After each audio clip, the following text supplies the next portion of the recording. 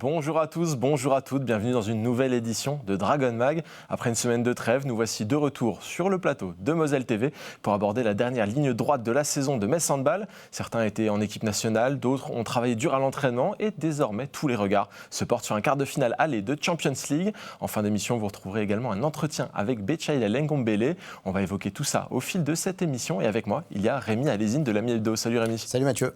Rémi, on t'a vu dans le Graouli Mag, on te voit dans le Dragon Mag, tu ne quittes plus notre plateau. Ouais. Ça fera plaisir à nos spectateurs, je pense. Ouais, j'espère. S'ils en ont marre de moi, ils ont déjà zappé. Trop tard, mince. Face à toi, il y a Claire qui nous a rejoint. Salut Claire. Salut Mathieu, bonjour tout le monde. En pleine forme toi aussi ? Oui, tout va bien. Il y a des gros matchs, il faut vraiment garder de l'énergie. Là. On est prêt. On est prêt ? Alors je vous propose tout de suite de passer à l'actualité. Et on élimine tout de suite les mauvaises ondes parce que ça ne va pas du tout. Pour le Sarrebourg Moselle Sud Handball, cette semaine, ils ont enchaîné une défaite à domicile face à Ponto Combo, 26-31, et une défaite en déplacement chez le Petit Pousset d'Angers, 30-26. Un nouveau revers qui fait très mal puisqu'à 3 journées de la fin, les Yellow Fox sont à un seul petit point d'Angers et d'une place de relégable. Il faut impérativement se reprendre et Moselle TV sera là. Au soutien pour le prochain match à domicile, ce sera face à Créteil samedi à partir de 20h25. Je dis souvent qu'on essaie de leur porter chance. Ça a été un petit peu aléatoire cette saison, en espérant que là, c'est le moment le plus important de la saison où il faut absolument prendre des points. C'est un match à ne pas manquer. Pas d'autres résultats à vous donner. En national masculine, le Metz Handball sera sur les terrains ce week-end. Ce sera à Saint-Brice le 18 avril, samedi.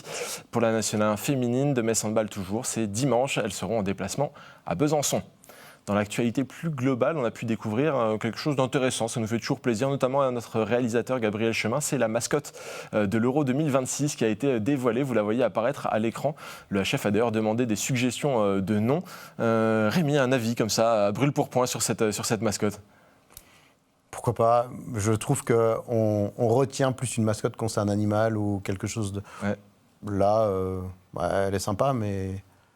Bon, elle marquera pas les esprits. Elle a l'air sympa, mais je ne suis pas sûr qu'elle rentre dans l'histoire. Qu'est-ce que t'en dis, Claire ? Je préférais notre friche quand même. Elle était un peu plus emblématique. Mais après, c'était les JO, c'est encore plus. Oui. Voilà. Mais c'est vrai quand même. Je la trouve quelconque. Le chat du mondial 2007 en France.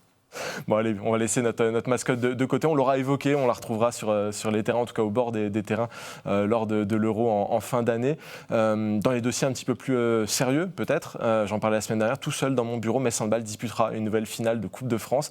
Ce sera contre la JD à Dijon et on était en attente des modalités de déplacement avec le club. Et bien, c'est désormais en ligne sur le site de Metz Handball. Il y a des packs bus plus billets, des packs billets tout court, donc pas vraiment des packs finalement, des billets tout court. Tout ce qu'il faut pour garnir le mur jaune à Bercy. On sait qu'on a toujours hâte de retrouver ce mur jaune de supporters. Ce sera le 24 mai. Ce sera l'occasion de conquérir peut-être un premier trophée de la saison. D'ailleurs, vous avez vu qui sera en showcase juste avant le match ? Vous avez vu l'information passer ? Jennifer. C'est Jennifer qui sera en showcase juste avant la finale. On passe de viser la Lune l'année dernière à Au Soleil cette année. Je ne sais pas si quelqu'un à la NASA aura quelque chose à dire à ce sujet. Par contre, ça me titille un petit peu sur les réseaux de la fédération. On a vu ce beau visuel pour annoncer le showcase et j'ai pas vu d'aussi beau visuel pour annoncer la finale ou même de très beaux visuels pour annoncer la billetterie ou pour annoncer autre chose. Il y a juste eu les résultats qui ont été annoncés. Moi, ça me tend un petit peu parce que j'ai l'impression que l'événementiel prend le pas. Qu'est-ce que tu en penses, Claire ? Écoute, si ça avait été Céline Dion ou Taylor Swift, je ne t'aurais pas forcément dit la même chose. Mais moi, je trouve ça un petit peu... en fait, pour moi, ça manque de cohérence. Sans dénigrer, bien sûr, Jennifer, c'est juste que je ne vois pas trop le lien avec le handball féminin. L'an dernier, on a eu Amel Bent qui a eu... Ça devait être Kenji Girac, ça a été annulé en dernière minute. C'est Amel Bent qui a pris le métro et qui est venu sauver C'était sympa et en même temps un peu gênant, sincèrement, parce qu'ils ont fait rester les joueuses sur le terrain pour que le public reste. C'était tout à la fin. Là, ils l'ont mis avant le match, je pense, pour que justement le public soit là. Mais même en termes de style de musique, c'est pas pour parler de ça, mais je vois pas trop l'intérêt avec l'enjeu sportif. On n'est pas sur du ACDC comme peut l'utiliser Gior au Final Four ou comme sur des chants qui vont être très fédérateurs. Là, pour le coup, moi, j'ai un peu du mal. Ouais. Bon, ce petit showcase de 16h30, juste à l'heure du goûter, c'est pas mal. Après, ça reste une célébrité française, on va pas dénigrer Jennifer, mais c'est vrai que la programmation, là, comme ça, 16h30, juste avant une finale, c'est un petit peu bizarre. Et vraiment, la communication de la fédération me fait penser que ça passe un petit peu en avant pour essayer de vendre des billets. Alors, on laisse à penser penser que peut-être le handball féminin ne remplirait pas tout seul. Ça me tend un petit peu. Toi, Rémi, ça te laisse plus indifférent. Parce que le handball féminin ne remplit pas tout seul, Mathieu. Et on ne va pas se voiler la face. Non, mais parce que là, vous avez un regard qu'on a bien souvent ici et qu'on a quand on parle avec des fans de Metz Handball. C'est un regard de fan de handball féminin. Jennifer va peut-être interpeller quelqu'un qui serait peut-être pas venu ou qui serait peut-être pas resté pour la finale de handball féminin et qui va peut-être rester pour cette raison-là. Alors c'est pas moi je m'en contrefous de Jennifer, je suis pas capable de vous citer 3 chansons, je suis pas du tout le public. Moi je vais. Mais c'est l'heure du blind test. Moi, si je dois aller à Bercy, je vais évidemment aller le voir pour un match de handball, mais je suis pas la cible à conquérir par la Fédé de handball. Alors peut-être qu'elle doit un peu plus valoriser le produit handball féminin parce qu'il faut le valoriser. Je suis d'accord avec toi, mais je veux dire que l'ombre de Jennifer ne va pas empiéter sur son handball féminin. Au contraire, ça va peut-être attirer quelqu'un, ça va peut-être interpeller quelqu'un qui va se dire si une tête d'affiche comme Jennifer, c'est quand même une personnalité de la chanson française, c'est pas Taylor Swift ou Céline Dion, mais après, il faut que ce soit bien mis en scène, il faut que ça ne crée pas un moment de gêne, effectivement. Et que ça ne tombe pas comme un cheveu sur la soupe. Ouais. Voilà, il faut que ce soit bien annoncé, bien scénarisé. Et je ne trouve pas ça incohérent qu'on propose quelque chose qui n'ait rien à voir avec du handball avant un match de handball. Voilà, je pense que parfois, il faut qu'on sache se détacher de ce regard de passionné de handball, parce que je ne suis pas d'accord avec toi. Le handball féminin ne suffit pas. Une finale de Coupe de France, en plus, entre Metz Handball et Dijon. Rien d'affamant pour Dijon, mais ce n'est pas un Metz-Brest. À Metz-Brest, tu es assuré de voir 80% de l'équipe de France, une opposition où il y aura peut-être du suspense. Metz-Dijon, je ne joue pas le match avant, mais on est sur un rapport de force qui est très élevé. Donc quelqu'un qui n'est ni pour Metz ni pour Dijon ne va pas forcément rester. S'il voit l'historique entre les deux clubs, va peut-être se dire finalement, moi, je n'ai pas envie de voir un match avec 10 buts d'écart. C'est toutes ces raisons qui font qu'avoir ce type d'idée, ce n'est pas forcément mal, parce que un match de handball entre Metz et Dijon, est-ce que ça remplit Bercy ? Je ne suis pas convaincu. Dijon est quand même qualifié pour le Final Four de l'European League. Rémi, attention, il ne faut pas... Oui. Rien d'affamant, on peut raconter 1000 histoires, le rapport de force, il est ce qu'il est. C'est sûr. Mais moi, ça me gênerait moins si la fédération avait plus communiqué sur la billetterie, plus communiqué sur les matchs qui vont se jouer toi, il faut faire un en amont, et que ça, c'était venu un petit peu comme la cerise sur le gâteau. Là, j'ai l'impression que c'est vraiment l'appât pour faire venir du monde, et ça me titille un tout petit peu. Après, peut-être que ça va venir, il y a encore un petit peu de temps avant le 24 mai. Mais ça attend d'apprendre les chansons jusque-là. On peut apprendre les chansons, il faudra. Ça sera un meilleur moment. Il faudra sur la route pour y aller, dans le bus des supporters de Metz Handball, pourquoi pas, ça peut être la bonne chose à faire. Il reste une dernière actu, c'est l'annonce du Brest-Bretagne Handball qui va confier la direction sportive du club à Cléopâtre Darleux dès la saison prochaine. C'est tout neuf, c'est tombé ce matin, et on a beaucoup de choses à parler dans cette émission, donc on en débattra peut-être un petit peu plus la semaine prochaine, mais c'est la petite nouveauté du côté de nos amis de l'Ouest. Je vous propose de clore la séquence d'actu, on se lance dans le récap. Et cette séquence, elle va avoir un fort goût d'international puisqu'on va faire le point sur les résultats de la trêve. L'équipe de France A disputait 2 rencontres pendant cette période, une contre la Finlande et l'autre contre le Kosovo. À la clé, 2 victoires et une sacrée expérience pour la jeunesse tricolore qui était bien représentée lors de ce rassemblement. Contre le Kosovo, ça a donné un 44-17 et contre la Finlande, un 39-16. Rémi, on avait par le passé un petit peu râlé sur ces matchs un petit peu sans enjeu et où on envoyait l'équipe A qui mettait une pétée à des nations un peu de seconde zone du handball mondial. Là, cette fois-ci, Sébastien Gardiou a peut-être mis un petit peu de peps supplémentaire en remaniant totalement son équipe et en proposant à des joueuses qui n'avaient pas encore trop connu l'équipe de France de s'intégrer. C'est peut-être ça à trouver finalement un enjeu à ce match-là. Parce que cette opposition pour l'équipe prime de l'équipe de France, il est difficile d'en tirer des enseignements sportifs. Tu peux travailler des enclenchements, mais l'opposition n'est pas ce que tu vas retrouver quand tu vas te fader la Norvège ou des équipes comme ça dans les gros tournois. Donc je trouve que l'intérêt de vouloir y intégrer des joueuses qui passent une sorte de test, qui s'acclimatent au climat international, parce que le contexte équipe de France, quel que soit l'opposant, c'est un contexte différent que le contexte du club, et qui seront prêtes pour l'heure où elles devront remplacer une joueuse cadre et intégrer l'équipe de France que j'appelle Prime, je trouve que c'est donner une vraie utilité à ces matchs-là. Après, pour rebondir sur le sujet d'avant, j'espère qu'il y avait un petit concert avant. pour contenter le public. Je ne sais pas s'il y avait un concert avant, mais bon, il y a toujours quand même un petit peu d'ambiance sur les matchs Nolwenn peut-être. On va te confier la programmation si tu continues, fais attention. Je trouve que tu es plutôt bien calé sur le sujet. Côté Messine, en tout cas, ça a bien fonctionné pour les joueuses qui ont participé. Manon Erard, en cumulé, ça lui fait un 11 sur 11 au tir. Ça lui fait du bien pour son retour en équipe de France. Et pour Lilleborg, c'est un 8 sur 8. C'est plutôt solide, Claire, de voir nos jeunes dragons dans ces conditions-là. Oui, elles ont pu continuer en tout cas à prendre de l'expérience, revenir un peu au premier plan et faire partie des joueuses les plus expérimentées pour le coup de ces 2 matchs. Je crois qu'elles ont été plutôt convaincantes. C'est aussi des moments pour elles où elles peuvent utiliser l'équipe de France, son apport, les entraîneurs, tout le staff finalement pour elles aussi prendre de nouvelles choses par rapport à Metz Handball. Donc oui, pour Metz, c'est positif. Et puis pour l'équipe de France, c'était chouette d'avoir aussi une équipe un peu renouvelée. Où nous, en tout cas moi qui connais peut-être moins que vous, toutes les joueuses, on va dire, du championnat, on peut aussi apprendre à découvrir des nouvelles joueuses. On l'a aperçu aussi, il y a eu ce but qui a fait le buzz de signer Lilou Borg. Quelques secondes à jouer avant la mi-temps. Une petite passe d'Enola Borg. Ça fait plaisir aussi de les voir combiner ensemble. Et un tir du milieu de terrain qui finit au fond des filets. C'est pas mal ça aussi, non ? Pour un highlight, Rémi, ça fait plaisir de l'avoir osé ce genre de shoot. Ah ouais, il faut le tenter. Il faut le tenter, il faut le réussir. Non, et c'est vrai qu'il a fait un peu le tour. Et on parlait de rendre le handball féminin attractif. Ça, c'est quelque chose qui est passé un petit peu partout. Et je pense que des gens qui ne connaissent rien en hand féminin ont été impressionnés par cette image-là. Et potentiellement peuvent s'intéresser à ce résultat et à cette équipe de France. C'est un des meilleurs arguments finalement du handball aussi, c'est le côté spectaculaire.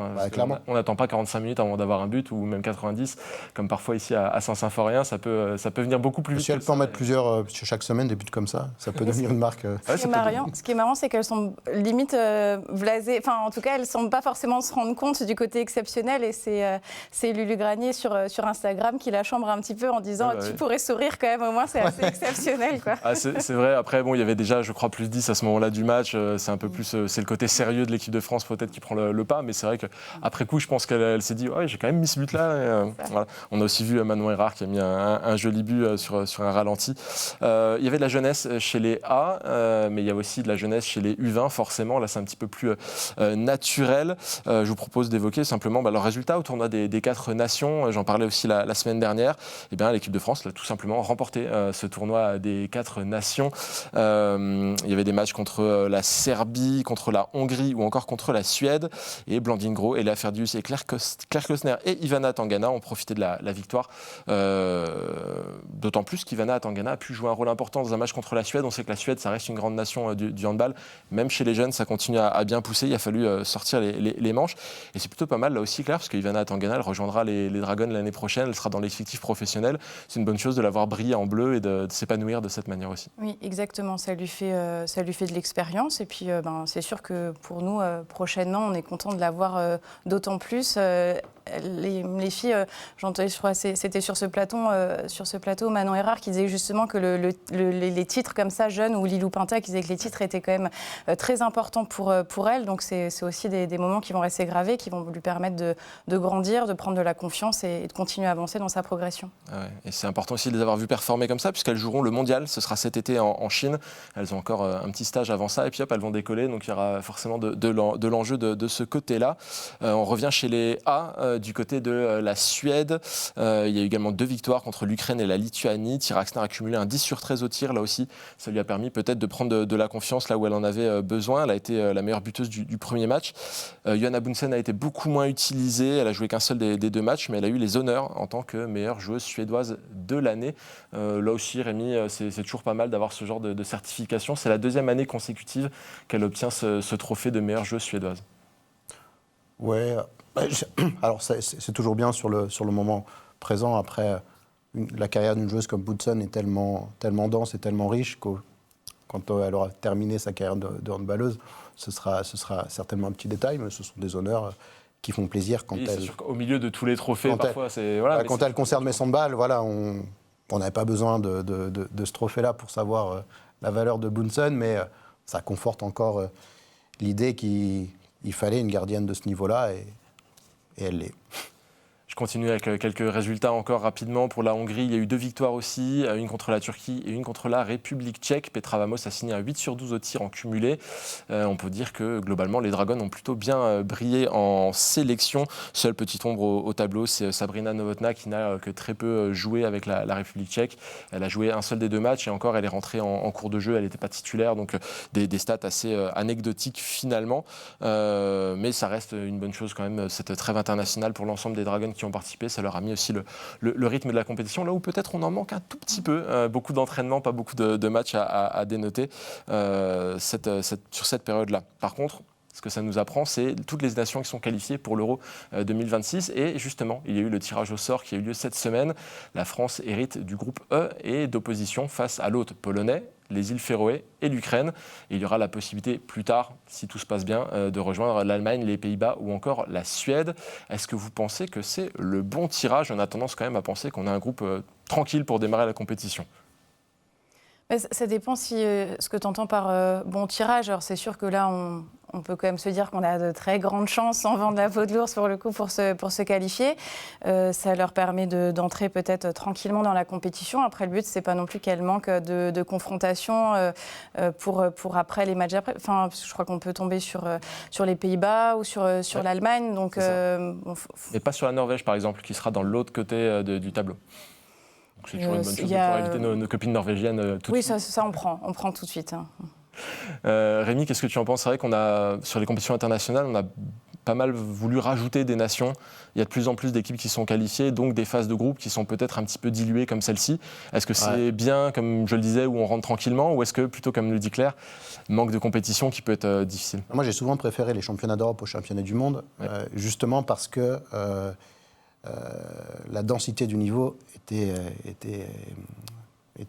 meilleure. Tu avais moins de matchs avec des rapports de force aussi énormes. Et là, ça fait 3 matchs que je trouve un peu trop faciles. Ouais, bien entendu, il faut les jouer, on ne banalise pas, c'est une compétition internationale. Mais après, tu auras des oppositions compliquées. Et j'aurais préféré, parmi ces 3 adversaires, au moins un adversaire un tantinet plus coriace. Voilà. Je veux pas être infamant, encore une fois. Là, finalement, l'équipe qui sera peut-être la plus dangereuse, c'est la Pologne qui joue à domicile et qui va essayer de faire quelque chose, mais ce n'est pas le plus haut niveau européen. Voilà, moi je m'interroge toujours sur l'intérêt, et c'est également le cas pour la Coupe du Monde de foot, d'élargir au maximum les équipes et d'en mettre le plus possible dans les tournois internationaux.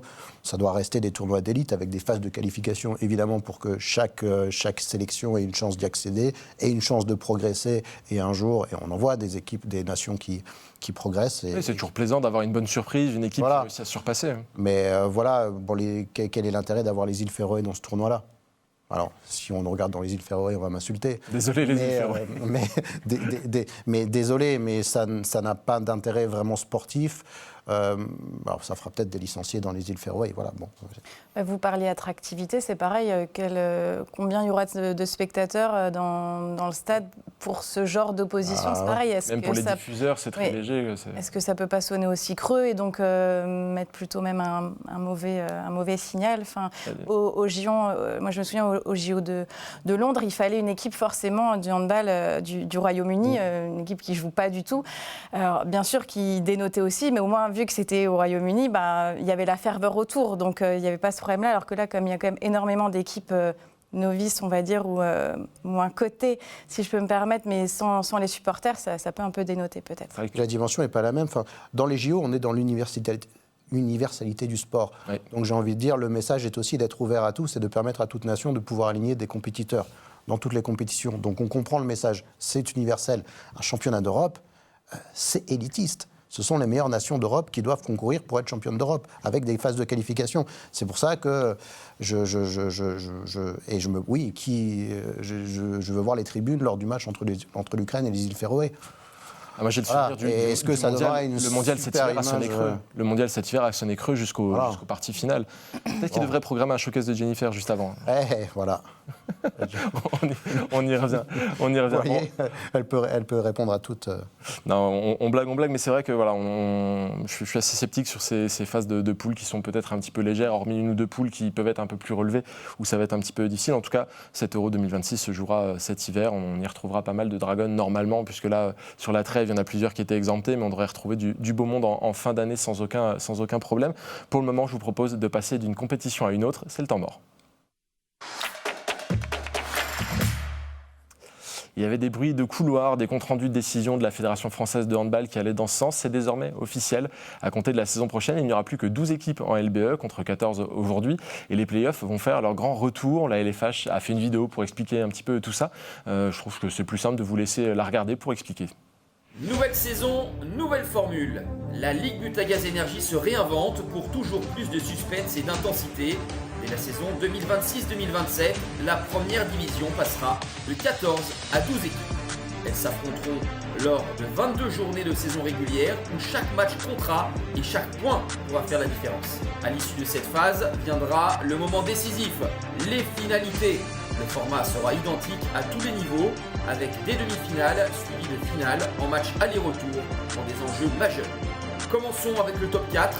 Les meilleures équipes s'affronteront pour déterminer qui sera sacrée championne de France et obtenir une qualification directe en Ligue des Champions.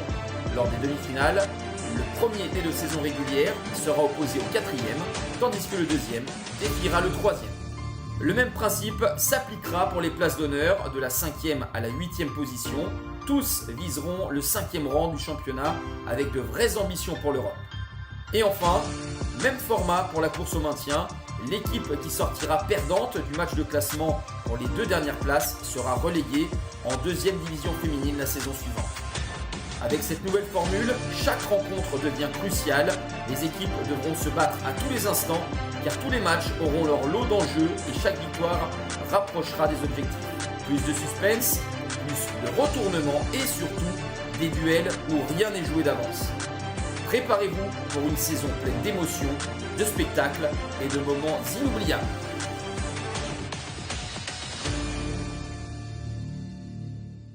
Voilà, vous savez tout sur le nouveau format de la Ligue Butagaz Énergie la saison prochaine. Je ne vais pas donner mon avis tout de suite. Moi, je vais laisser un petit peu mes chroniqueurs parler. On commence par toi, Claire. Qu'est-ce que tu en dis ? Alors déjà, je peux te dire que ça enflamme les réseaux sociaux. Tout le monde a envie de donner son avis. Les avis sont plutôt unanimes en contre. Mais moi, j'y vois, on va dire, allez, je vais essayer d'y voir du pour et du contre. Dans le pour, ça serait que bon, c'est une formule qui a été demandée notamment par Thierry Weissman et par Gérard Lesaint pour essayer, en vrai, ils le disent, d'alléger la phase régulière pour pouvoir potentiellement faire un peu tourner, le fait que les matchs aient un peu moins d'enjeux. On voit tout de suite le point négatif, mais et que les joueuses aient peut-être un peu moins la pression. Manu disait sur son interview de début de semaine que là, c'est un peu lourd de préparer tous les entraînements, qu'il y a plus de charges, plus de pression, puisque justement, il n'y a pas le droit à l'erreur. Donc c'est une saison qui est plus lourde. Moi, ce que j'aime bien, c'est le fait que ça va être en fin de saison des rencontres à enjeu. C'est quand même, on vient aux arènes pour voir ce type de match, donc on en aura encore plus. Le fait qu'il y ait une demi-finale, une finale potentiellement, donc c'est des matchs à haute intensité. Et moi, j'aime bien que ça soit en fin de saison parce que je trouve que c'est le moment où les équipes sont censées être à leur prime, en tout cas. Elles sont programmées pour être efficaces à ce moment-là. C'est ça. Donc, alors que parfois, quand on joue en janvier, ça peut être encore balbutiant. Donc ça serait pour les points positifs. Les points négatifs, c'est que finalement, le risque, c'est que la saison régulière ait un peu moins d'enjeux. Si on parle là purement de Metz Handball, il y a le risque que les stades soient moins pleins, potentiellement. Et on sait que parfois les supporters se réservent un petit peu sur les frais. Il y a beaucoup de matchs entre la phase aussi qui est assez longue de Ligue des Champions. Donc, est-ce qu'à un moment donné, il n'y aura pas moins d'enjeux, moins de supporters ? En vrai, si on voulait déjà mettre en valeur la Ligue, ça serait déjà bien que Handball TV diffuse tous les matchs. Enfin, ça serait déjà bien de les mettre en lumière de cette façon-là. Écoute, on fait toujours rêver. Donc, point positif sur le côté compétition, et parce que on a des gros matchs qui vont venir en fin de saison. Point négatif, déjà, c'est le fait potentiellement que ça perde son intérêt sur la phase régulière. Ouais. Rémi, qu'est-ce que tu en dis ? Je pense qu'on a souvent parlé des playoffs ici, c'est pas forcément ce qui te convient le plus. En fait, c'est pas de savoir si ça me convient ou pas. Alors, je vais répondre à cette question-là si c'est un ressenti personnel. Moi, ça me dérange que si tu es 8e du championnat de la saison régulière, ce qui veut dire que tu n'es pas du tout une équipe qui doit être concernée par l'Europe, tu as encore une chance d'être 5e. Ça, c'est une histoire de mérite sportif. Ça veut dire pour moi que tu as foiré ta saison, que tu as foiré ton recrutement. Et si à la fin tu te retrouves 5e, je trouve qu'il y a une sorte d'aberration dans l'équité sportive. L'avantage, c'est qu'on le connaît, ce système, puisqu'on l'a déjà essayé. Donc on peut avoir une sorte d'analyse avec beaucoup de recul. Est-ce qu'on recherche l'attractivité ? Est-ce que les saisons avec play-off ont été plus attractives pour le handball féminin que ne le sont les saisons de saison régulière ? Moi, je ne pense pas. Moi, je pense que le Brest-Metz, que nous avons malheureusement perdu cette année en saison régulière, a eu un énorme intérêt, dans le sens où il est déjà décisif. Il y aura un match retour, Metz Handball a un petit retard à combler pour être champion de France, mais une partie du championnat s'est jouée là-bas. Imaginez ce match-là avec le même score dans un contexte de play-off, nous serions en train de jouer le fait de jouer le 4e ou le 3e du championnat, ou de recevoir la finale de retour de championnat. Donc l'enjeu est moindre. C'est pour ça que c'est une aberration dans la vidéo de présentation de nous bassiner pendant 1 minute en nous disant que l'enjeu sera total sur toute la saison, que chaque point va compter. Mais non, c'est pas vrai. Chaque point ne comptera pas. La dramaturgie, qu'est-ce qui rend aujourd'hui attractif le moindre match de Metz Handball en saison régulière ? C'est de se dire, alors ça n'arrive pas vraiment parce que l'adversité elle n'est pas là, mais c'est de se dire, si on se plante, là on perd le titre de champion de France. C'est pour ça que ces matchs ont un intérêt. Le moindre match aujourd'hui peut avoir un impact. Alors sinon, moi je veux bien comprendre, si je me mets dans les vêtements de Manu Mayonnaise, de Thierry Weisman, c'est plus confortable de te dire que tu as le droit à l'erreur. Alors effectivement, mais est-ce que cette formule elle est faite pour eux ? Je pense que l'enjeu de la Ligue, il doit être autre en tout cas que de plaire aux ambitions sportives de Thierry Weisman et de Manu Mayonnaise. Je suis désolé, il doit être de conquérir un nouveau public. Il est là l'enjeu. Le seul avantage de cette formule, c'est qu'on est passé de 14 à 12. Mais pour que ce soit un avantage, il faudrait qu'il y ait quelque chose à se partager. Parce que l'enjeu aussi du handball féminin, c'est le fait qu'il n'y ait pas un club qui crève tous les 6 mois, comme c'est le cas aujourd'hui. Donc il faudrait qu'il y ait une manne financière à se partager. Et il serait plus confortable qu'elle se partage entre 12 équipes qu'entre 14. Je suis bien d'accord. Mais pour le moment, il n'y a pas beaucoup de choses à partager. Pour qu'il y ait quelque chose à partager, il faudrait qu'il y ait des droits télé. Mais qui va investir sur une saison qui ne sert pas à grand-chose ? Une saison régulière. Vous avez peut-être trouvé un diffuseur pour les playoffs. Il y aura peut-être des droits télé sur les playoffs. Il y aura peut-être des droits télé sur les playoffs. Mais et après, si on reprend la dimension sportive et si on se remet à la place du staff de Metz ou de Brest, il faudrait que c'est plus confortable, vous, de jouer toute une saison sur le mois d'avril et le mois de mai. Avec toutes les blessures qui vont survenir. Avec toutes les blessures, avec tous les matchs qui vont s'enchaîner, avec un potentiel quart de finale de Ligue des Champions, Final Four, Coupe de France, finale, demi-finale de play-off. Moi, je ne suis pas convaincu que c'est une super idée. Et dernier argument, je suis convaincu que pour rendre son handball féminin attractif, il faut lui donner une identité. Et comment vous voulez donner une identité à ce championnat en changeant la formule tous les 5 ou 6 ans ? C'est pas possible. À un moment donné, il faut que les règles soient tout le temps les mêmes, il faut que ce soit tout le temps clair, et il faut mettre l'effort sur d'autres choses, sur une visibilité, sur le fait de diffuser les matchs, de les diffuser proprement, sur... Oui, la possibilité de valoriser le produit d'une autre manière. Et le produit, la meilleure vitrine du produit, ce sont les joueuses. Et on a une équipe de France qui cartonne. Alors, elle ne gagne plus forcément toutes les compétitions comme c'était le cas il y a 2-3 ans. On ne peut pas dire qu'elles ne performent pas non plus. Mais ce sont des filles qui sont performantes, qui sont intéressantes et qui, pour beaucoup, jouent dans les clubs de Brest ou de Metz. C'est ça qu'il faut raconter. C'est avec ça qu'on va rendre le championnat attractif. Ce n'est pas en changeant la formule et en nous faisant croire que chaque match sera déterminant parce qu'on a décidé que le 8e pourrait devenir européen. Oui, il y a 2 hypothèses que je vois dans potentiellement ce que la Ligue veut faire. C'est, je me souviens avec, on va dire, avec regret, avec difficulté, quand Metz a perdu contre Toulon sur un système de play-off, donc sur un truc très injuste, mais où du coup, dans l'handball français, ça a pu faire un peu enfin, Metz n'est pas champion. Donc est-ce qu'il y a le rêve un peu que finalement d'autres équipes puissent challenger justement sur des matchs un peu plus couperés. Encore là, c'est en aller-retour, donc c'est différent, mais est-ce qu'il y a l'espoir que Metz ou Brest puissent être détrônés, donc que ça puisse redonner plus d'espoir aux autres équipes? Et le deuxième truc, ou alors qui me vient en tête, c'est s'ils veulent justement, dans l'esprit de Thierry Weissman ou Gérard Le Saint, aider les clubs à aller le plus loin possible sur le côté Ligue des Champions, qu'elles puissent, entre guillemets, se reposer sur la partie régulière et donc faire en sorte que si les clubs Metz ou Brest sont de plus en plus au Final Four, potentiellement le gagnent un jour, on l'espère, ça peut porter plus haut le handball français. Enfin, voilà, est-ce que ça peut être des hypothèses valides? Je ne sais pas. Encore, si l'objectif qui peut être celui-là, tu as raison, c'est de diminuer l'impact négatif qui est la domination de Metz et Brest sur le reste du championnat. Ce qui est arrivé avec la victoire de Toulon, je crois qu'il avait fini 5e de saison régulière et qui a fini champion de France. 2010, j'ai toujours un problème de date, mais dans ces eaux-là. C'est pas moi qui vais te la donner, je suis pas bon en date non plus. Mais on a une époque où une équipe comme Toulon, qui était 3e, 4e ou 5e de championnat, pouvait sur un match, voire même sur un match aller-retour, battre Metz Handball. Parce que Metz Handball n'était pas une des meilleures équipes d'Europe. Et ça n'existe plus aujourd'hui. Soyons honnêtes 2 secondes. Les gros sont aujourd'hui plus gros et les petits sont personne ne bousculera Metz ou Brest, en tout cas en l'état actuel des choses. Moi, j'espère que d'autres clubs pourront se mettre au niveau. Mais on a vu que les dernières tentatives ont abouti à des dépôts de bilan. Voilà, c'est dramatique, mais c'est comme ça le handball français aujourd'hui. Donc si cette saison, on avait adopté cette formule, vous auriez peur, vous, du 3e ou du 4e ?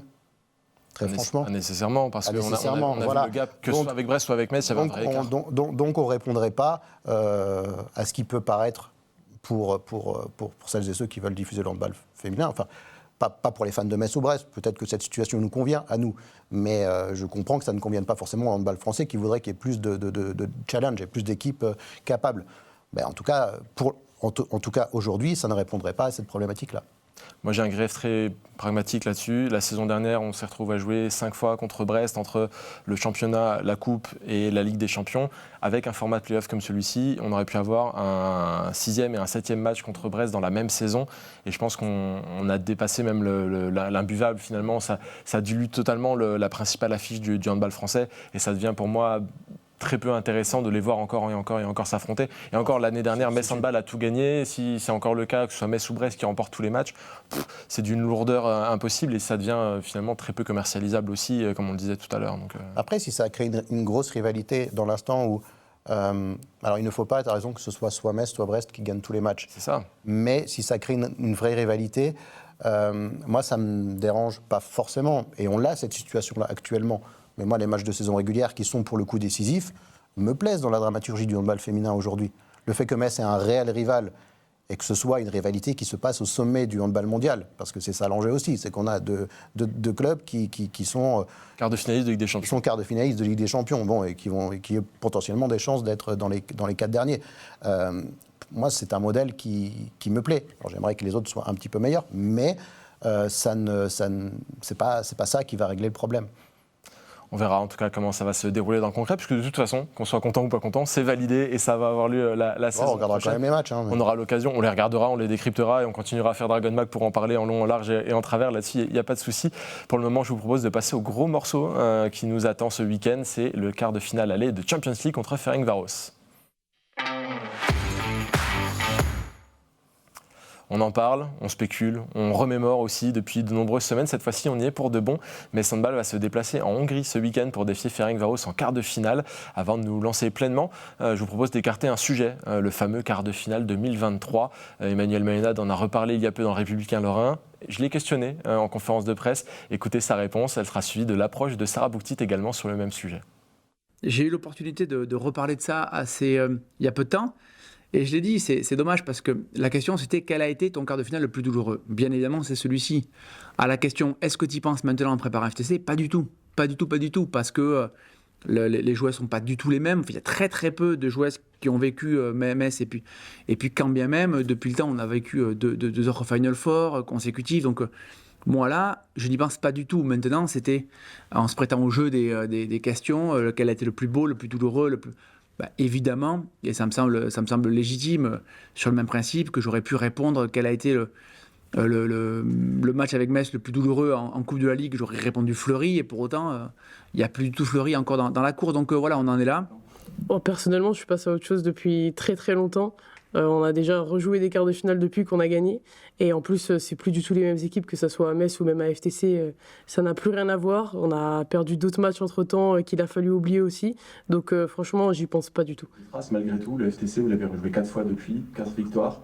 Est-ce que ce genre de série, ça a une importance pour toi ? Non.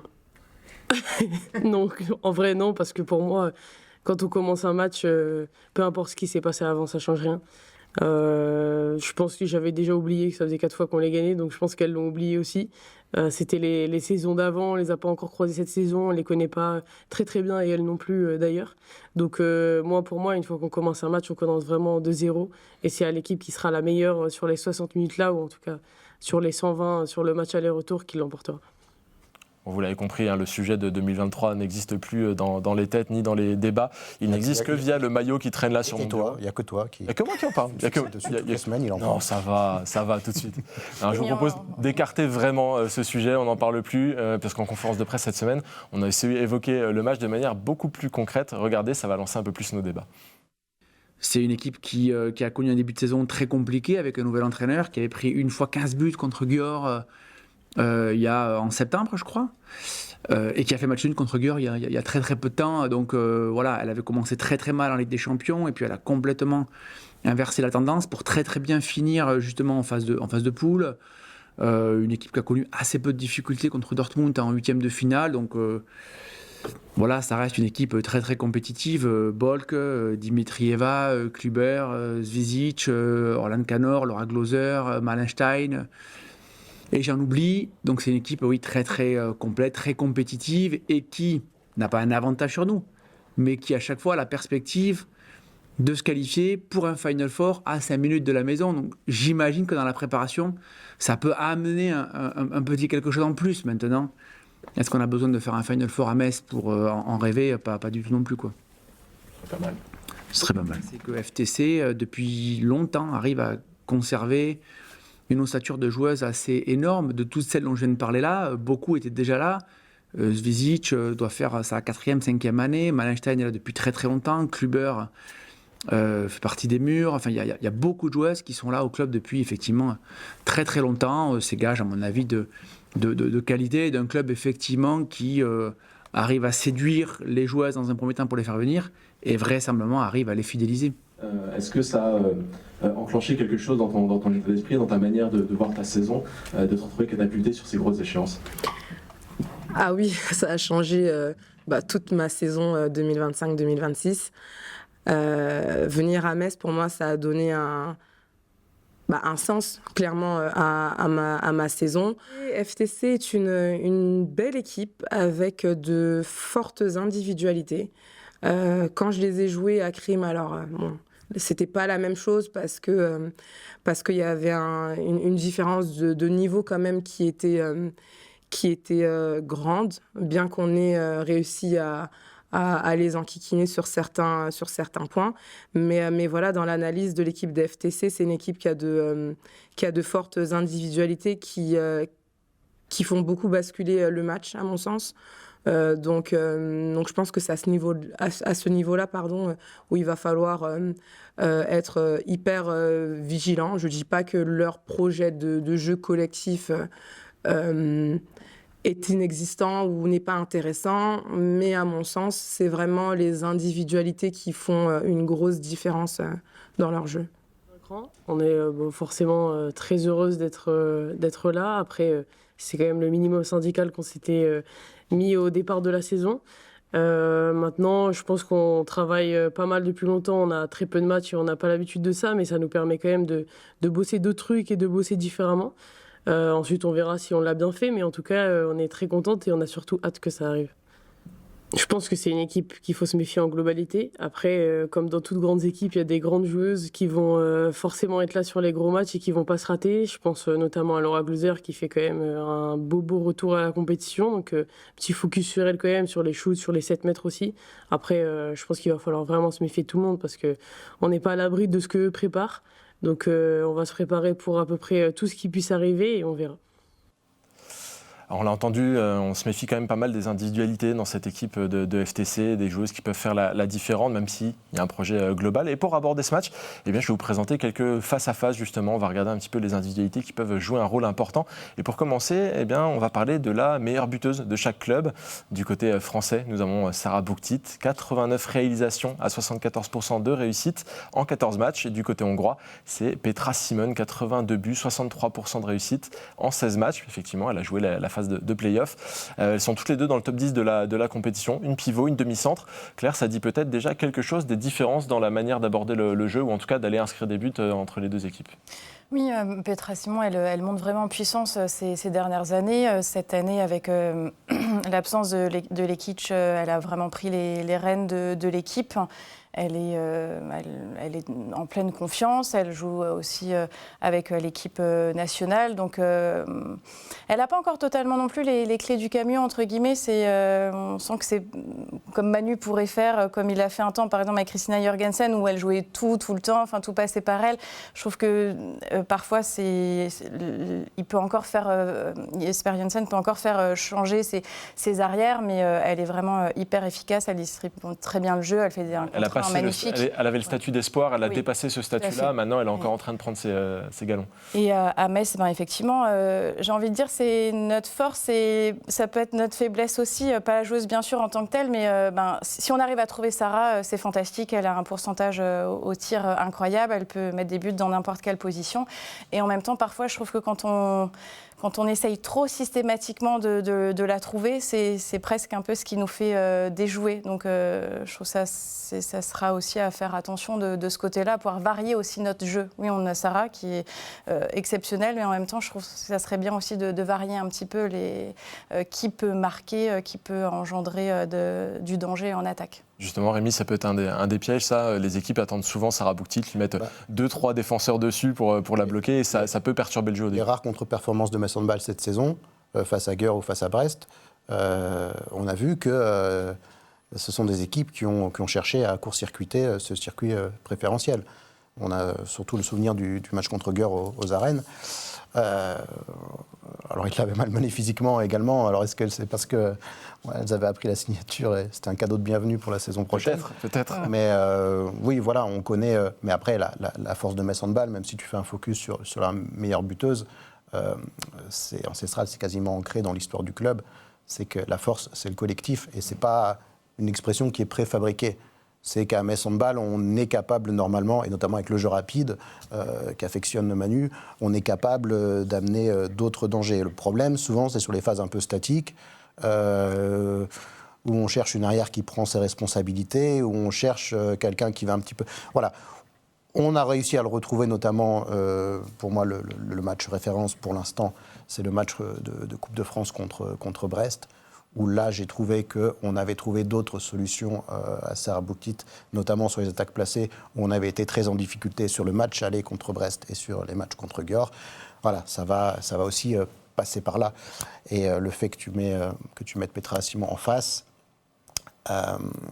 qu'on ait entendu Manu Mayonnatte faire le listing des joueuses qui composent cette énorme armada, conforte ma certitude qu'on hérite du candidat le plus coriace parmi les équipes qui ont dû faire le match de barrage. Donc ne surtout pas minimiser. On ne parle pas de ce quart de finale de 2023, on ne parle pas des anciens matchs également, parce que l'équipe qui se présente aujourd'hui, le danger, c'est pas qu'elle nous ait renversés il y a quelques saisons. Le danger, c'est qu'elle présente énormément d'arguments qui font que ce match va être un match très compliqué à négocier. C'est aussi ce que dit Emmanuel Mayonnatte dans la conférence de presse. C'est une équipe qui a eu du mal au début parce que changement de coach, parce que changement d'identité de jeu, etc. Et qui est montée en puissance, qui peut aussi expliquer son passage par les playoffs. Mais sur le papier, ça reste une équipe qui aurait pu prétendre à une qualification. Elle a regardé Gyor dans les yeux sur les dernières confrontations. Elle a passé sans encombre même si le match retour n'était pas forcément une victoire confortable, match nul. Bon, l'obstacle, on pouvait parler d'obstacle, mais Dortmund, bon, voilà, on n'est pas face à un petit poussé, là. Ça va vraiment être un match compliqué en Hongrie. Et ajouter à ça le petit facteur, effectivement, que le Final Four se passe à Budapest et qui peut... Ça peut déclencher, effectivement. Il ne s'organise pas encore à Metz, le Final Four. Ce serait bien. Ce serait bien. On est tous d'accord. Hein. Manu était d'accord aussi. On a pu le voir. Et je vous propose un deuxième face-à-face. On va parler des gardiennes cette fois. Je vais faire sauter Rémi au plafond. On aurait aimé voir Laura Gloser sur le visuel, mais statistiquement, c'est Kinga Januric qui a le plus grand nombre de parades avec 82 à 30% de réussite face à elle. Johanna Bunsen, 135 parades à 32%. Là aussi, Claire, ça peut dire quelque chose. Le fait qu'il y ait une gardienne à 135, une à 80, il y a un taux d'utilisation qui est aussi très différent du côté du FTC. On a beaucoup tourné cette saison entre les trois gardiennes, y compris Laura Gloser qui revient très bien. Oui, Johanna est vraiment notre gardienne titulaire. Après, on l'a vraiment prise aussi pour ça. Je trouve que Johanna, pour moi, ça va être un des gros enjeux pour le coup de ce match parce qu'on va avoir vraiment besoin d'elle et d'une défense agressive dans le bon sens du terme, d'une défense qui va chercher à faire déjouer l'adversaire pour pouvoir développer notre jeu. Et parfois, on est peut-être un peu trop attentiste. On a vu que Johanna est capable de passer à côté de matchs, comme bien sûr d'autres gardiennes, mais je trouve qu'en général, sur les matchs en jeu, sur les matchs qui comptent, elle est présente. Contre Geur, elle était là. Oui, ouais. Contre Brest aussi. Ouais, contre Brest aussi. Les deux matchs, d'ailleurs. Donc moi, c'est une gardienne que j'aime beaucoup. Elle me fait penser à Amandine Leno, un peu en mode, elle est calme, mais elle va réussir à rassurer les filles. Alors c'est sûr qu'elle ne va pas être explosive comme peut l'être à Tadou Sakho, mais je trouve qu'elle a une régularité. Et je me souviens d'un match au JO contre la France contre la Suède, où elle avait dégoûté un long temps quand même les tireuses françaises. Donc oui, je pense que ça va être... Quelle joueuse nous disait justement sur ce plateau qu'effectivement, Johanna Bunsen, elle était très calme, très posée. Par contre, une fois qu'elle serre le point ou qu'elle va montrer quelque chose, ça veut dire quelque chose parce que ça n'arrive pas tous les jours, ça n'arrive pas à tous les matchs. Par contre, si on la voit serrer le point, c'est que ça a de la valeur. Rémi, les gardiennes vont jouer un rôle important dans ce match aussi. Et effectivement, elle n'était pas sur le visuel, mais Laura Gloser, qui fait un énorme retour et qui aura certainement envie de bien se montrer face à Metz Handball, son ancien club aussi. Je vais y partir. Promis, je ne le ferai plus. Non, mais de toute façon, il est impossible de gagner un grand match sans une grande gardienne. Ouais. Metz Handball l'a déjà payé sur des Final Four. Alors, d'une part, de ne pas avoir de grande gardienne, et d'autre part, que les grandes gardiennes ne soient pas forcément au rendez-vous. Voilà. Parce qu'elles peuvent. Parfois, il y avait les grandes gardiennes en face. Ça, c'est un autre problème. Et oui, et c'est bien souvent, et Bunsen a été une de ces gardiennes en face. Donc, non, elles devront être au rendez-vous. Moi, je vais faire l'impasse sur ton écran parce que je vais parler de. Je vais forcément parler de Laura Gloser, qui, alors, outre le fait qu'elle ait d'immenses qualités de gardienne que je ne vais pas encore une fois décrire parce que si vous me lancez sur ou Amandine Leno dont j'ai entendu. C'est les noms qui te font plaisir, ça, quand on les cite, ça glisse comme des noms qui, je peux en parler pendant une émission, encore plus que Jennifer. Mais Laura Gloser, elle a une qualité, c'est qu'elle a un mental d'acier. Et si vous croyez qu'elle n'a pas à cœur de ne pas briller contre Metz Handball, qu'elle aime de tout son cœur, mais qu'elle adorera de tout son cœur martyriser, notamment parce qu'elle ne fait pas une saison pleine et qu'elle est encore embêtée par des problèmes de blessures, eh ben, vous vous trompez, elle sera au rendez-vous. Alors, bien évidemment que nous, avec Johanna Bunsen, on a un argument solide. Moi, j'étais pas surpris, mais j'ai constaté que même dans les défaites de Metz Handball contre Guyard et Brest, effectivement, elle a été quasiment à chaque fois la meilleure Messine. Elle n'a pas raté ces matchs-là. Donc je pense que ce match-là, elle ne le ratera pas non plus. Je pense qu'elle rentrera dans la tête de tout le monde.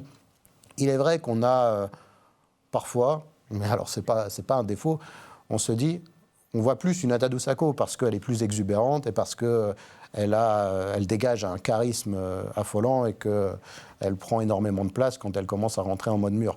Mais Johanna Bunsen, elle a moins d'exubérance, mais elle a tout autant d'efficacité et elle peut tout autant rendre la vie cauchemardesque aux jeux adverses. Donc ça va être un grand match et les gardiennes auront bien évidemment leur mot à dire. Et bien plus Laura Gloser que Kinga Januric. Ça, c'était sûr. La petite pique. Alors, j'avais prévu de vous parler aussi des entraîneurs. On a bien blablaté, donc on va laisser les coachs de côté. On aura l'occasion d'en reparler peut-être la semaine prochaine sur l'avant-match retour. Je vais simplement vous demander l'un et l'autre, selon vous, quelle est la joueuse qui va pouvoir être le facteur X sur cette rencontre, que ce soit une joueuse de Metz Handball ou une joueuse du FTC. Qui veut se mouiller en premier? Petra Bamos, c'est un match en Hongrie. C'est vrai que ça a toujours une importance. Elle a attendu là-bas. Elle a attendu, elle sera bien reçue, mais je pense qu'elle aura à cœur de montrer que l'accueil est chaleureux. Je rigole, parce qu'elle va prendre des coups. Mais moi j'ai envie de penser à elle, parce que c'est une joueuse pétrie de qualité, qui sera là dans le combat, parce qu'il y aura du combat forcément sur ce match-là. Et voilà, on va forcément citer une Messine, je ne veux pas que ce soit une joueuse du FTC qui soit le facteur X de ce match-là. Et toi Claire, une joueuse facteur X? Moi, j'ai envie de te dire Elena Granvaux, parce que je trouve qu'elle a été à un niveau plus qu'exceptionnel en début de saison. Elle disait elle-même que certains matchs, elle n'a pas forcément eu le rendement qu'elle espérait. Et encore, moi, ce que j'adore avec Lena, c'est qu'elle peut louper un but, 2 buts, 3 buts. En fait, elle va encore y retourner, et elle va t'en remettre après. Donc, en termes de caractère, en termes de style de jeu par rapport à FTC en attaque, sur une grosse défense, je dirais bien Lena Granvaux sur sa façon, sur sa possibilité de faire des 1 contre 1 et de distribuer des caviars. Mais on est pas mal parce que personnellement, dans ma tête, j'avais préparé ma joueuse Factor X et j'avais un peu le choix entre Petra Bamos et Lena Granvaux. J'hésitais un peu entre les deux, donc vous m'avez sorti les 2 joueuses que j'avais en tête, donc je ne me mouille pas pour ce coup-ci. En tout cas, le match va se jouer ce dimanche. Pour ceux qui n'iront pas jusqu'à Budapest, et je pense qu'il y en a quand même une majorité qui ne se déplacera pas, eh bien, le club organise un événement plutôt sympa, c'est la diffusion du match au Kinépark Muse ce dimanche. C'est le bowling qui est juste en dessous du cinéma, à côté du Muse. L'entrée est libre pour tous, allez-y pour mettre un peu d'ambiance, ça peut être un événement sympa, une autre manière aussi de vivre le match de handball. Nous, pour le moment, on se dirige vers le tête-à-tête. Et cette semaine, je me suis entretenu avec Bechaïdel Ngombele. C'est une des dernières joueuses qui manquait à ma collection d'interviews de cette saison. Et bien qu'elle soit très grande et puissante sur le terrain, elle est assez calme et mutique par ailleurs. Donc j'ai eu envie d'aller retracer son parcours du Congo jusqu'à Crime, et enfin jusqu'à aujourd'hui à Metz Handball. Si vous regardez sur votre télévision, vous allez voir un morceau d'interview, un extrait. Sinon, vous partez sur l'entretien complet. C'est parti. Bonjour Bechaïdel, merci de prendre le temps de m'accorder cette interview aujourd'hui. Comment ça va ? Oui, bonjour, moi je vais bien. C'est vrai qu'on n'a pas encore eu l'occasion de faire ce genre d'interview. Ce que je te propose, c'est qu'on essaie de te découvrir un petit peu plus. Les gens te connaissent un petit peu sur le terrain, mais on t'a pas encore beaucoup entendu parler, donc j'ai pas mal de questions. Tu as 22 ans, ouais. Tu es originaire du Congo, de Brazzaville pour être précis. Oui. Et le handball, c'est pas forcément le sport numéro 1 au Congo. Comment est-ce que tu es arrivé à jouer au handball ? Et j'ai commencé le handball à un certain âge, je peux dire 13 ans, entre 13 ans et 12 ans.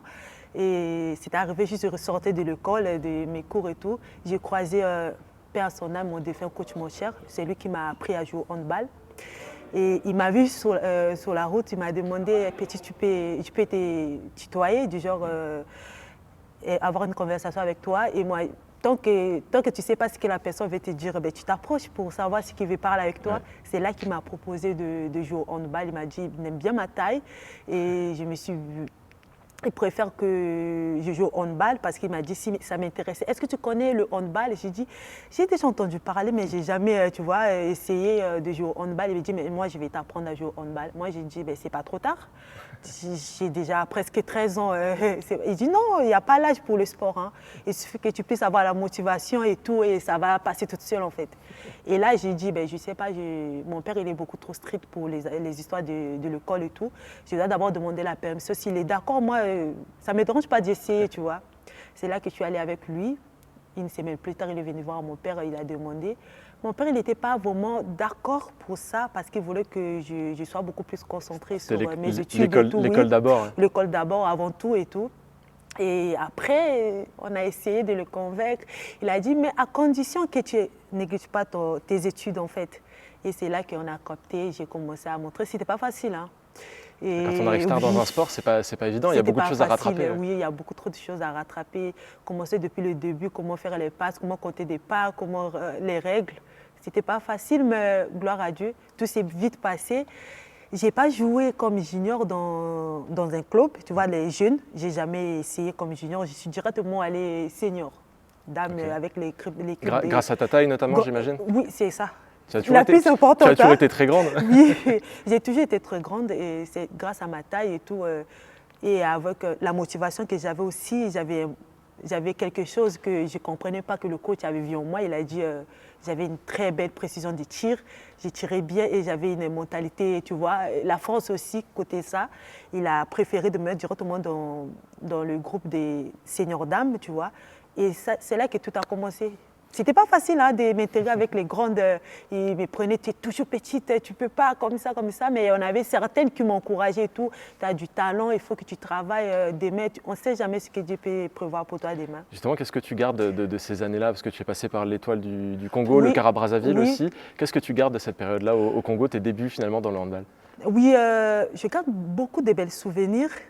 Et pour moi, normalement, ce n'était pas facile pour moi tous ces moments que j'ai passés, surtout mon premier équipe à Étoile du Congo.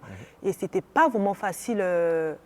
Pour moi, quand j'ai réfléchi, j'ai dit, gloire à Dieu, je viens de loin. J'ai passé des moments difficiles et j'ai joué des matchs à laquelle je ne croyais même pas que je pouvais les jouer et tout. Et le coach m'avait fait confiance. Les coéquipiers aussi, même si, tu sais, quand tu es au milieu des grandes, quand tu fais une petite erreur et tous descendent sur toi, tu sais, c'est toi qui as commis ça, c'est toi comme ça. Mais Ça aide à apprendre. oui, ça m'aide.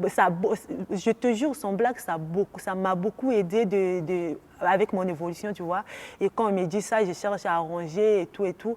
Mais sinon, j'ai gardé que des belles souvenirs. Mais aussitôt que j'ai perdu mon coach, celui qui m'a appris à jouer, et c'est là que tout a commencé un peu à bousculer et tout, tu vois. Mais sinon, j'avais toujours gardé la tête haute et tout. Et après, je suis allée à l'équipe nationale. C'est ça, tout ce que je garde, parce que ça m'a donné l'opportunité d'aller à l'équipe nationale. Ouais, c'est le vrai déclencheur, l'équipe Oui, nationale, parce qu'après, oui. tu te fais repérer par Krim, Par Krim. l'équipe de Slovénie. Oui. C'est pas évident pour une Congolaise d'aller en Slovénie, finalement. Et tu as été repérée assez vite. Je ne savais même pas c'était quoi. Bon, bien sûr, je savais c'était quoi le pays Slovénie, parce qu'on l'a appris à l'école sur histoire-géographie, tu vois. Ouais. Mais je n'imaginais jamais d'aller en Slovénie, parce que je ne savais même pas c'était où, quel côté de la France, tu vois, de l'Europe plutôt. Je ne savais même pas quel côté de l'Europe c'était. Tu étais relativement jeune, je crois, 17 ou 18 ans à ce moment-là. Oui, je suis arrivée à Krim, je venais à peine d'avoir mes 18 ans. C'est la découverte de la vie dans un pays étranger, etc. Et en plus, c'est un club qui avait quand même des belles ambitions, qui allait jouer la Ligue des Champions tout de suite. Ça change quand même, c'est un nouveau monde qui s'ouvre à toi à ce moment-là. Mais pour moi, c'était beaucoup. Hein. C'était beaucoup pour moi parce que j'étais encore une jeune joueuse amateur, très jeune même. Je venais juste à peine d'intégrer l'équipe nationale en 2021, après les histoires de Covid. Je venais juste à peine d'intégrer l'équipe nationale. Et après tout ça, là, tout justement, première fois on m'a appelé, directement j'étais retenue et tout. Et je suis allée directement jouer la CAN. Et j'ai gardé ma place et ça m'a ramené juste en Coupe du Monde. Et juste comme ça, en claquement de doigts, il y a l'une des grandes équipes de l'Europe qui me propose du genre d'aller jouer pour eux. Donc pour moi, c'était quelque chose, j'ai dit, directement ça m'a rappelé tout au début, quand j'ai commencé, comment l'histoire a commencé, tu vois. Je ne m'attendais pas que ça soit si, tu vois, que je puisse jouer au niveau professionnel. Parce que mine de rien, tu te retrouves dans un club qui joue la Ligue des Champions tout de suite. Direct. Alors qu'il y a des joueuses qui rêvent de ça pendant toute leur carrière. Et Parfois, toi, à 17-18 ans, paf, tu t'es retrouvée parfois, là. ils ne jouent pas aussi à la Ligue des Champions, ils rêvent de ça depuis longtemps. Mais moi, on me l'a servi dans un plateau, tu vois, en or. Ouais. J'ai dit, c'était difficile pour y accepter, pour dire je vais laisser tout le monde, ma famille, je suis jeune, d'aller loin. Ce n'est pas changer un pays, un continent. Donc pour moi, je disais c'était trop loin. Si c'était la France, j'allais, mais comme j'ai dit, j'ai beaucoup de la famille en France. Et pour nous, pour venir en France, ce n'est pas aussi difficile, il suffit d'avoir juste un visa, tu vois. Mais aller à l'Europe, je ne parlais pas l'anglais aussi. Ah oui. La barrière de la langue, tout ça, ça m'angoissait un peu. J'étais tranquille, je ne sais pas, est-ce que j'ai dit oui, non ou pas. J'étais comme ça, bon. C'est là que mon père est rentré au G. C'est là qu'il a voulu me motiver, du genre, là, vu que c'est arrivé là, ce qui veut dire que c'est Dieu qui a voulu que ça soit comme ça. Et... C'est drôle parce que tu me parlais juste avant de ton papa, peut-être Oui. un petit peu autoritaire, un petit peu d'abord l'école, etc. Et finalement, c'est lui qui te pousse à aller faire ta Finalement, vie, c'est lui qui m'a poussé de faire finalement prendre la décision qu'il faut Donc c'est quand même, voilà pourquoi on dit que nos parents sont là, parfois ils ne nous empêchent pas, ils veulent seulement notre bien et tout. Et quand ils voient que c'est une bonne chose pour toi, ils ne vont pas te barrer la route pour dire non, non, non, non. Dès qu'il a su que c'était une bonne chose pour moi, pour ma carrière, il a dit ok, vas-y, je sais que ça ne sera pas facile, mais on va te soutenir de loin ou de près et on est là, ça va aller, mais... Je n'étais pas vraiment convaincue. Je venais avec l'envie de repartir tout de suite. J'ai dit non. En plus, j'avais signé 2 ans et demi. Hein. Ouais. C'était énorme. C'est beaucoup tout de suite dans le handball, des contrats de 2 ans et demi, il n'y en a pas tout le temps. Souvent, c'est 1 an, 2 ans maximum. C'était tout de suite 2 ans et demi. J'ai dit c'est une chance à laquelle il ne faut pas que je le loupe dans ma carrière. Je prenais pas. C'est pas que je ne prenais pas en sérieux, je prenais ça en sérieux. Je ne m'attendais pas que je puisse avoir ces genres d'opportunités tout de suite, tu vois. Donc, j'ai sauté sur l'opportunité. Et me voilà. Alors, tu es parti loin du Congo, mais le Congo reste quand même avec toi, puisque tu continues de défendre les couleurs de l'équipe nationale du Congo. Au dernier mondial, vous n'avez pas réussi à vous qualifier, mais ça reste une équipe qui a envie de se développer et d'aller de l'avant et qui continue de mobiliser tout le monde. Oui, exactement. Sur ça, oui, je suis allée loin du Congo. Là, je suis vraiment loin du Congo, mais je reste toujours au pays avec le hand du Congo parce que je défends la nation et tout. Et oui, bien sûr, on n'avait pas été qualifié pour le mondial passé parce qu'on avait eu un peu de difficultés et tout avec nos stages. Tous les stages n'ont pas été faits, mais malgré tout, on a une très belle effectif dans le club et tout, et un très bon coach aussi qui nous a poussé. On a bricolé des choses. Mais tu sais, Dieu n'est pas mauvais. Dieu sait, il sait que quand vous ne le méritez pas, vous ne méritez pas. Mais on a fait une belle CAN. On s'est fait éliminer en quart de finale par la Tunisie. C'est là que tout a basculé. On a dit la Tunisie méritait parce qu'ils ont fait tous les stages et nous, on n'a pas fait tous les stages, tu vois. Et ça va peut-être vous motiver ou vous donner l'énergie pour les prochaines échéances, aller chercher plus. Exactement. Alors, je reviens un instant, tu parlais de la barrière de la langue quand tu es arrivé à Crime, etc. Malgré tout, là-bas, tu as rencontré notamment Grace Zahadi et Anna Gross qui parlent français toutes les deux. Non, c'était pas Grace Zahadi tout de suite. Hein. Elle arrivait après. Grace Zahadi, elle est arrivée 2 ans plus tard. Ouais. C'était la personne que j'avais rencontrée tout de suite, c'était Alison Pinault. Alison Pinault qui était là à l'époque, c'est vrai. C'est vrai. Oui, et Océane. Et eux, ils m'ont beaucoup aidé hein, par rapport, vu que j'avais beaucoup de problèmes de barrière de langue. À l'anglais, je ne comprenais pas trop. J'étais juste bonjour en anglais et comment tu vois, c'est tout ce que je comprenais à la langue et tout. Et en plus, là-bas, ils parlaient beaucoup leur langue d'origine, la Slovénie. Le slovène, c'est une langue très différente. Oui, et la coach, c'était une dame, à ce moment que je suis arrivée. Elle aussi ne parlait pas l'anglais, ne comprenait pas trop l'anglais. Et donc, c'était pour moi du genre... la coach parle en slovène, il y a une des joueuses slovènes qui va traduire à Alison Pinault ou Océane en anglais et ils vont me traduire en français. Avant d'avoir l'information, il y a un petit chemin. Donc, moi, je suis tout le temps en retard sur l'information, tu vois. Oui, c'est sûr. Donc, et ils m'ont beaucoup aidé. Après, c'était Grace Zahadi qui est arrivée plus tard. Et après, Grace Zahadi est arrivée à Nagros aussi. Et il y avait aussi Tami qui parlait français. Et Awa Diaye qui parle aussi français. Donc, il y avait... Mais quand ils sont arrivés, je comprenais déjà l'anglais. J'ai bricolé un peu quelques phrases, tu vois, mais au fur et à mesure, jusqu'à ce que j'ai commencé à bien parler. Le fait d'avoir rencontré des joueuses qui parlent français comme ça, etc., ça a joué un rôle aussi à un moment donné, Grace Zahadi notamment, qui a gardé un lien très important avec Metz Handball ou d'autres, pour que tu viennes ici par la suite? Oui, mais ça m'a beaucoup aidé de jouer avec les joueuses qui parlent la même langue que moi. Oui. À laquelle on se comprend vite fait, disons, comme une démission comme Grace Zahadi. Et tu sais, ça fait plaisir, ça te donne envie et ça te donne envie de tout de suite comprendre la situation dans le terrain quand tu as une démission qui parle la même langue que toi, que vous comprenez facilement.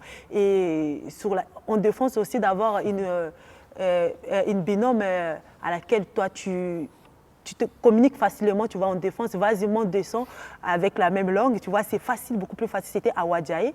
Et donc, pour moi, ça a joué beaucoup sur moi, sur ma carrière aussi. Ça m'a donné aussi l'opportunité aussi de beaucoup jouer et d'être vu aussi par Metz Handball, tu vois. Et c'est ça qui m'a ramené aussi, je peux dire ça. Qu'est-ce que tu t'es dit quand Metz Handball t'a contacté pour venir ici? Tu t'es dit, c'est une belle opportunité, encore une, d'avancer dans ma carrière? Exactement. Dès que j'ai entendu ça, quand mon manager m'avait appelé pour me dire ça, je me suis dit tout de suite, bah voilà. et tout de suite, quand j'ai pensé à ça, j'ai réfléchi du début, de comment j'ai commencé. Ça m'a touché. Donc, à chaque fois, quand je mets un pas de plus dans ma carrière, plus haut, j'ai dit, je me rappelle d'où est-ce que je viens, de comment j'ai commencé et comment je ne croyais pas. Et jusqu'à ce que j'ai arrivé, j'ai dit, ben, Ok, donc c'est décidé, le handball, je vais faire de ça vraiment une carrière très importante dans ma vie, tu vois. C'est pas dans ma vie, je ne vais pas juste rester sur le hand ou faire le sport, j'ai d'autres objectifs. Mais je me suis dit, bon, c'est le moment de rester encore focus sur le handball parce que je vois qu'il y a beaucoup d'opportunités qui s'ouvrent à moi, tu vois. Donc c'est à moi de sauter dessus, tu vois. Et j'ai dit, ben waouh, bien sûr. Justement, parle-moi de cette première saison à Metz Handball. Ici, tout le monde parle français ou presque. Mais ce qui est difficile, c'est peut-être la manière de travailler, de s'entraîner, qui est très différente des autres clubs. Comment est-ce que tu t'es acclimaté à ce qui se passe ici à Metz? Ben, je l'avoue, oui, j'étais bien au courant grâce à Zadi. Elle m'avait déjà chuchoté quelque chose à l'oreille, disant grâce à Zadi, Tamara, Ourasek, celles qui sont passées par Metz, ils m'ont déjà, et Anna Grosse aussi, elle était passée, oui, ils m'ont sûr, déjà dit, Bécha, attends-toi de beaucoup travailler la main, de beaucoup s'entraîner et tout, prépare-toi mentalement, parce que ça ne va pas être facile.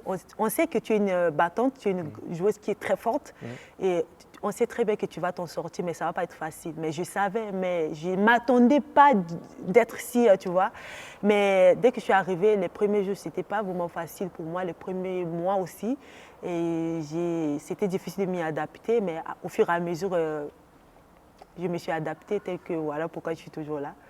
Ici, il y a des spécificités aussi. On veut toujours plus. Oui. Metz Handball veut tout gagner tout le temps. Et parfois même une victoire, c'est pas assez. La victoire peut être des fois un petit peu insatisfaisante et on veut travailler encore plus. Comment tu te retrouves là-dedans? Tu disais que tu étais une battante, c'est peut-être aussi raccord avec ton caractère? Ouais, mais moi, je me dis que c'est difficile de se retrouver dans un club à laquelle il veut toujours beaucoup, tu vois. Bon, je parle de nous parce que je suis dedans, on veut toujours beaucoup plus que ça, tu vois. On gagne ou pas, on veut toujours prendre tous les matchs, tu vois, par la victoire et tout, et pas des petites victoires avec une honneur qui va avec, tu vois. Et pour moi, ça m'identifie en fait. Je ne suis pas une joueuse en me regardant. Tu ne peux pas directement l'apprendre, tu ne peux pas directement lire sur mon visage que je suis une joueuse compétitive, mais à l'intérieur de moi, je suis une joueuse très très compétitive, tu vois. Et j'ai toujours eu du mal à digérer des défaites, tu vois. Mais je ne le montre jamais. Mais je le familier avec moi-même parce que je sais que ça sert à rien de le montrer à tout le monde qui est en colère comme ça parce que tu as perdu des trucs comme ça. Tu le vis à l'intérieur. Je le vis à l'intérieur, tu vois. Et pour moi, c'est une bonne chose. D'un côté, ça m'arrange beaucoup parce que ça va beaucoup m'aider dans ma carrière. Je vais avancer parce qu'il y a beaucoup de travail. Si tu veux réussir dans tout ce que tu veux faire, il faut beaucoup travailler. Il y a beaucoup de stress ici à Metz. Moi, je sais que le stress, ce n'est pas tout en bon, mais ça t'aide, tu vois, à comprendre des choses et à bien faire les choses aussi. Parfois, dans le stress, tu vas réaliser des choses que toi-même, tu ne t'attendais pas, tu vois. Moi, ça m'arrange beaucoup, beaucoup. Alors, avec Crime, tu avais gagné déjà quelques trophées, des championnats, des coupes. Là, avec Metz Handball, vous êtes qualifié pour la finale de Coupe de France. Donc, tu vas avoir l'opportunité peut-être de gagner le premier trophée de ta carrière en France. Qu'est-ce que ça représente pour toi d'aller jouer cette première finale bientôt? Ça représente beaucoup pour moi d'aller jouer la finale de la Coupe de France. Parce que je n'ai jamais joué la finale de la Coupe de France. C'est la première fois et je ne sais pas comment je peux m'exprimer, je peux exprimer mes ressentis, tu vois, dans tout ça là. Mais pour moi, ça représente beaucoup, franchement. Ce que je peux dire, c'est que ça représente beaucoup et j'aimerais bien qu'on puisse être décrocher, tu vois, la première place, être championne et tout. Et c'est là-bas que je vais vraiment confirmer ce que je ressens, je vais ressentir à ce moment-là. Mais là, j'ai vraiment hâte d'y être et de le vivre, tu vois, sur place. C'est la période où tout s'accélère aussi un petit peu au niveau de toutes les compétitions. Il y a aussi la Ligue des Champions avec le quart de finale qui va se jouer ce week-end en Hongrie. Comment tu vis aussi ces moments-là où ça devient vraiment, c'est déjà très sérieux toute l'année, on l'a dit, mais là c'est encore plus sérieux, c'est très important. Comment est-ce que tu vois ce moment-là particulier? Bon, particulièrement moi, ce moment-là, c'est un moment qui est très important pour moi, pour le club. Et pour toutes les fans, tous les fans, tous les gens qui aiment le hand, surtout le Metz Handball, tous nos supporters et tout, c'est vraiment un moment qui est très important. Moi, personnellement, je ne sais pas. Je me dis dans ma tête, ce n'est pas la première quart de finale que j'ai joué, mais celle-là, c'est différent. Parce que je sais qu'on est capable de passer cette phase-là et je sais en quoi est-ce qu'on vaut. On a une très belle équipe. On peut aller en Final Four si on donne tout. Mais je sais qu'on va tout donner, on va y passer. Donc pour moi, c'est vraiment très, très important. Ces ressentis-là, je vais vraiment les vivre. Mais je sais que c'est différent. Mais c'est vraiment, je ne sais pas. C'est quelque chose en plus. Oui, c'est quelque chose de plus, tu vois, que je vais décrocher, tu vois. Mais je sais que pour passer en Final Four, parce que je vais vraiment le vivre, c'est pas pour ça que je suis venue à Metz, pour aller en Final Four. Je suis venue à Metz pour jouer au handball, pour ressentir ce qu'il faut ressentir, qu'il faut jouer. Mais tant que l'opportunité me donne d'aller sauter sur l'opportunité, d'y aller aller en Final Four et combattre compétiser pour la coupe, ben bien sûr.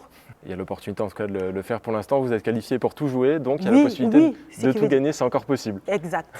J'ai une dernière question. On l'a dit, il y a les grandes échéances qui arrivent sur la fin de la saison. Oui. Qu'est-ce qu'à toi, particulièrement pour toi, pas forcément pour le club, mais pour toi, on peut te souhaiter pour la suite de la saison?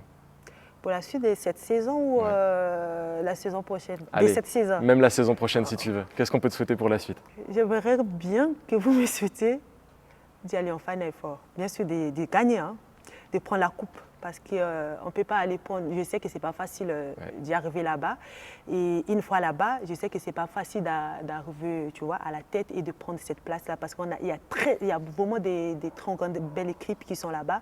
Et pour moi, j'aimerais bien juste que vous me souhaitiez d'y vivre, tu vois.